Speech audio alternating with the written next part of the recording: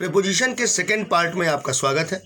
अगर प्रीपोजिशन के बारे में अच्छी तरह से समझना है तो आप इसका फर्स्ट पार्ट ज़रूर देखें। उसमें मैंने आपको स्टार्ट से बताया है कि प्रीपोजिशन क्या है और कितने प्रकार की होती हैं, है ना बेटा। अब आप देखेंगे एट और इन का यूज़। एट का यूज़ स्थिर अवस्था के लिए होता है और इन का यूज़ गतिशीलता के लिए होता है। जैसे शी इज़ एट होम, वो घर पर है। The train is in motion, train गति में है ना।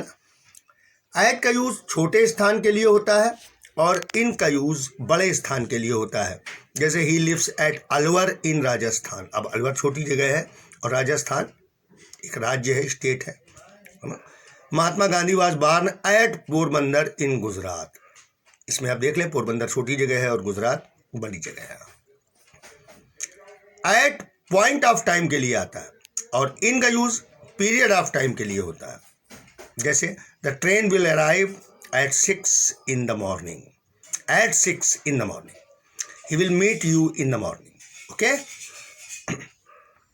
इन और इनटू, इन का यूज पूर्व में ही कोई वस्तु अंदर होती है उसके लिए आता है और इनटू का यूज गति के लिए होता है। जैसे there are 3 students in the class और he jumped into the river. अब इसमें आप देखें कि जो स्टूडेंट्स हैं वो पहले से ही क्लास में हैं, इसलिए इसमें इन का यूज़ हुआ है।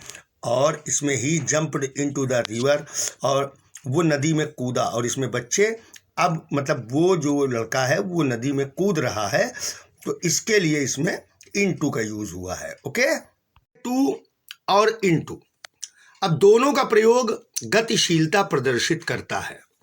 इनका प्रयोग वाक्य में अर्थ के अनुसार किया जाता है। जैसे he went to market, he jumped into the well, वो बाजार गया और वो कुएं में कूदा। अब आपको अपने आप पता लग जाएगा कि किसमें टू लगेगा और किसमें इनटू लगेगा। ओके। ऑन का समय के लिए यूज किस तरह से होता है। जैसे he will come on Monday, ठीक है।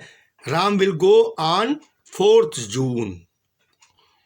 ऑन का स्थान के लिए प्रयोग, my book is on the table, stable अवस्था है बिल्कुल, है ना। A cat is sitting on the floor, एक बिल्ली फर्श पर बैठी है। ओके। विद और बाई, विद का यूज इंस्ट्रूमेंट के लिए किया जाता है, कोई भी औजार हो, हथियार हो। और बाई का यूज एजेंट के लिए, मतलब जिसके द्वारा कार्य किया जाए। जैसे the snake was killed by him with A stick, the snake was killed by him, अब उसके द्वारा मारा गया, तो ये हिम क्या है, ये एजेंट है, और विद क्या है, ये एक इंस्ट्रूमेंट है, एक हथियार है ना, जिससे मारा गया है। जैसे मान लो है कि वो कलम से लिखता है तो इसमें भी विद आएगा, है ना। The letter was written by Suresh, पत्र लिखा गया सुरेश के द्वारा विद अ पेंसिल, एक पेंसिल से। अब आप इसमें देख लें कि पेंसिल एक इंस्ट्रूमेंट है, इसलिए इसमें विद का यूज हुआ है, और बाई का यूज एक एजेंट के लिए हुआ था। ऑन और अपॉन, ऑन का प्रयोग स्थिरता के लिए होता है, the books are on the table, और अपॉन का यूज गति के लिए होता है। The dog jumped upon the table, कुत्ता मेज पर कूदा। अगर कुत्ता मेज पर बैठा होता तो इसमें ऑन आता। अगर मान लो जैसे है कि पुस्तकें मेज पर रखी हैं तो ऑन आएगा, और अगर मैं ये कहूं कि मैंने एक पुस्तक मेज पर फेंकी, I threw a book upon the table, इसमें आएगा। ओके। इन और विद इन, समय की दृष्टि से इनका use at the end of, यानी समय की समाप्ति पर, इसके अर्थ में होता है। जैसे I shall return from Mumbai in a month, मैं मुंबई से 1 महीने में वापस आऊँगा, यानी 1 महीना पूरा। और विद इन का अर्थ है बिफोर द एंड ऑफ, यानी समय की समाप्ति से पहले।